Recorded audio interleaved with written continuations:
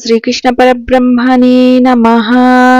శ్రీ భగవద్గీత 4వ అధ్యాయము జ్ఞానయోగము.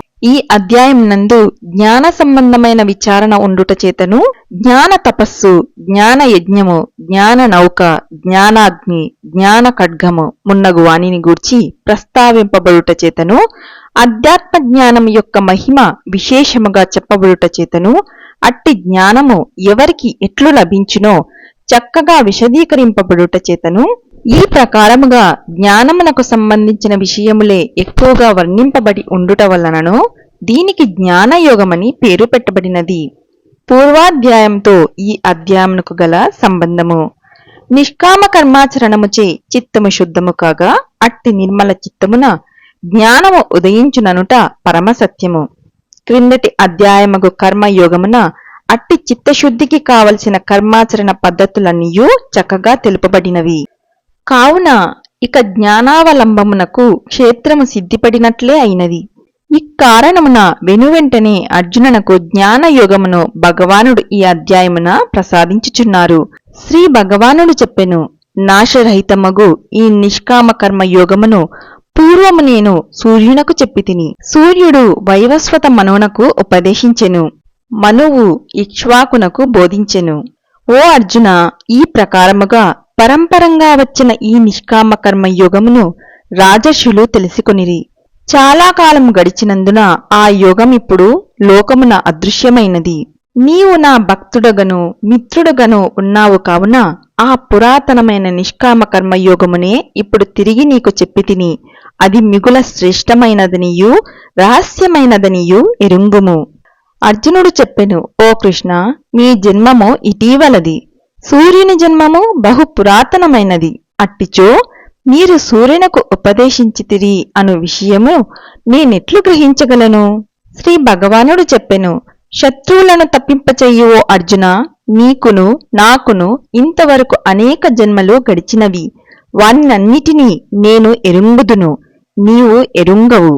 నేను పుట్టుక లేనివాడను, నాశరహిత స్వరూపము కలవాడను, సమస్త ప్రాణులకు ఈశ్వరుడను. అయినప్పటికీ స్వకీయమగు ప్రకృతిని వశపరుచుకుని నా మాయాశక్తి చేత పుట్టుచున్నాను, అవతరించుచున్నాను. ఓ అర్జున, ఎప్పుడెప్పుడు ధర్మము క్షీణించి అధర్మము వృద్ధి అగుచుండునో అప్పుడప్పుడు నన్ను నేనే సృష్టించుకొనుచుందును. సాధు సజ్జనులను సంరక్షించుట కొరకును దుర్మార్గులను వినాశమునర్చుట కొరకును ధర్మమును లెస్సగా స్థాపించుట కొరకును నేను ప్రతియుగమునందును అవతరించుచుందును. అర్జున, ఎవడు ఈ ప్రకారముగా నా యొక్క దివ్యమైన జన్మమును కర్మమును గూర్చి యథార్థముగా తెలుసుకొనుచున్నాడో అట్టివాడు మరణానంతరము మరలా జన్మము నొందక నన్నే పొందుచున్నాడు.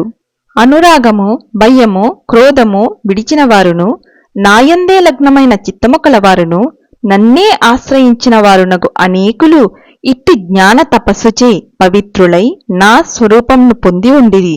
ఓ అర్జున, ఎవరు ఏ ప్రకారముగా నన్ను సేవింతురో వారిని ఆ ప్రకారముగానే నేను అనుగ్రహింతును. మనుజులు సర్వవిధముల నా మార్గమునే అనుసరించుచున్నారు. కర్మముల యొక్క ఫలప్రాప్తిని అపేక్షించు మానవులు ఈ ప్రపంచమున దేవతలను ఆరాధించుచున్నారు. ఏలా అనగా కర్మఫల సిద్ధి ఈ మనుష్యలోకమున శీఘ్రముగా కలుగుచున్నది. బ్రాహ్మణ క్షత్రియాదులను 4 వర్ణములు సత్వాది గుణముల యొక్కయు ఆ గుణములచే చేయబడు కర్మల యొక్కయు విభాగమును అనుసరించి నాచే సృజింపబడినవి. వారికి నేను కర్తనైనప్పటికీ వాస్తవముగా నన్ను అకర్తగను నాశరహితునిగను ఎరుంగుము. నన్ను కర్మలంటవు, నాకు కర్మఫలమునందు అపేక్షయూ లేదు. ఈ ప్రకారముగా నన్ను గూర్చి ఎవడు తెలిసికొనునో ఆతడు కర్మములచే బంధింపబడడు. తాను వాస్తవముగా కర్త కాదు, తనకు కర్మఫలమునందు అపేక్ష ఉండరాదని భగవంతుని కర్మాచరణము ద్వారా తెలుసుకుని పూర్వము ఎందరో ముముక్షువులు నిష్కామముగా కర్మలను ఆచరించి ఉండిరి. కావున ఓ అర్జున, నీవున్ను పూర్వలచే అట్టి పురాతనమైన నిష్కామ కర్మమునే చెయ్యుము. కర్మ ఎట్టిది అకర్మ ఎట్టిది అను ఈ విషయమును పండితులు కూడా సరిగా తెలుసుకొనజాలకున్నారు. దేనిని ఎరింగినచో నీవు సంసార బంధము నుండి విముక్తుడవు కాగలవో అట్టి కర్మ రహస్యమును నీకిప్పుడు తెలుపుచున్నాను. శాస్త్రములచే విధింపబడిన కర్మల యొక్కయు నిషేధింపబడిన వికర్మల యొక్కయు ఏమియూ చేయక ఊరుకుండుట అను అకర్మ యొక్కయు స్వరూపమును బాగుగా తెలిసికొనవలసి ఉన్నది. ఏలానగా కర్మ యొక్క వాస్తవ తత్వము చాలా లోతైనది, ఎరుంగుట మిగుల కష్టతరము. ఎవడు కర్మయందు అకర్మను అకర్మయందు కర్మను చూచునో ఆతడు మనుజులలో వివేకవంతుడును యోగయుక్తుడును సకల కర్మలను ఆచరించినవాడును అగుచున్నాడు. ఎవని యొక్క సమస్త కర్మలు కోరిక సంకల్పము అనునవి లేక ఉండునో జ్ఞానమను అగ్నిచేత దహింపబడిన కర్మలు గల అట్టివానిని పండితుడని విజ్ఞులు పేర్కొందురు. ఎవడు కర్మఫలములందు ఆసక్తిని విడనాడి నిరంతరము సంతృప్తి కలవాడై దేనిని ఆశ్రయించక ఉండునో అట్టివాడు కర్మలందు ప్రవర్తించినను ఒకంతైనను చెయ్యనివాడే అగును. ఆశలేనివాడును ఇంద్రియ మనంబులను నిగ్రహించినవాడును ఏ వస్తువును పరిగ్రహింపనివాడునగు మనుజుడు శరీరమాత్రము చేత కర్మను చేసినను పాపము నొందడు. అప్రయత్నముగా లభించిన దానితో సంతుష్టిని పొందువాడును సుఖ దుఃఖాది ద్వంద్వములను దాటినవాడును మాత్సర్యము లేనివాడును ఫలము యొక్క ప్రాప్తాప్రాప్తములందు సమబుద్ధి కలవాడు అగు మనుజుడు కర్మను చేసినను బంధింపబడడు. దేనియందును సంగము లేనివాడును రాగద్వేష కామ క్రోధాది రూప సంసార బంధముల నుండి విముక్తుడును ఆత్మజ్ఞానమందే మనస్సు నిలకడ కలవాడును భగవత్ప్రీత్యర్థము లేక పరప్రాణి హితార్థము లేక ధర్మము నిమిత్తము కర్మను ఆచరించువాడునగు మనుజుని యొక్క కర్మ యావత్తు విలీనమైపోవచ్చున్నది. యజ్ఞమునందలి హోమ సాధనములు హోమద్రవ్యములు హోమాగ్ని హోమము చెయ్యువాడు హోమము చెయ్యబడినది అన్నియును బ్రహ్మస్వరూపములే అనడి ఏకాగ్ర భావముతో ఆ యజ్ఞాది కర్మలను చెయ్యు మనుజుడు బ్రహ్మమునే పొందగలడు. కొందరు యోగులు దేవతారాధన రూపమైన యజ్ఞమునే అనుష్ఠించుచున్నారు. మరికొందరు జీవ బ్రహ్మైక్య భావనచే జీవుని పరబ్రహ్మమను అగ్నియందు హోమము చేయుచున్నారు. కొందరు చెవి మొదలగు ఇంద్రియములను నిగ్రహమనడి అగ్నులందును మరికొందరు శబ్దాది విషయములను ఇంద్రియములనడి అగ్నులందును హోమము చేయుచున్నారు. మరికొందరు ఇంద్రియముల యొక్క వ్యాపారములన్నింటినీ ప్రాణముల యొక్క వ్యాపారములన్నింటినీ జ్ఞానముచే ప్రకాశింపచేయబడిన మనోనిగ్రహ యోగమను అగ్నియందు హోమము చేయుచున్నారు. కొందరు ద్రవ్యమును దానధర్మాది సద్విషయములందు వినియోగించుటయే యజ్ఞముగా కలవారును. కొందరు తపస్సే యజ్ఞముగా కలవారును. కొందరు ప్రాణాయామాది అష్టాంగ యోగమే యజ్ఞముగా కలవారు అయి ఉన్నారు. వారందరును ప్రయత్నశీలురును దృఢవ్రతములు కలవారు అయి ఒప్పుచున్నారు. ప్రాణాయామ తత్పరులకు కొందరు ప్రాణాపానముల యొక్క గతులను నిరోధించి అపానవాయువునందు ప్రాణవాయువును ప్రాణవాయువునందు అపానవాయువును హోమము చేయుచున్నారు. పూరక కుంభక రేచకములను ఒనర్చుచున్నారని భావము. మరికొందరు ఆహార విషయంన కట్టుబాటు కలవారై ప్రాణాది వాయువులను ప్రాణాది వాయువులందే హోమము చేయుచున్నారు. వీరందరున్నూ యజ్ఞమును ఎరిగినవారును యజ్ఞముచే పాపము నశించినవారును అయి ఉన్నారు.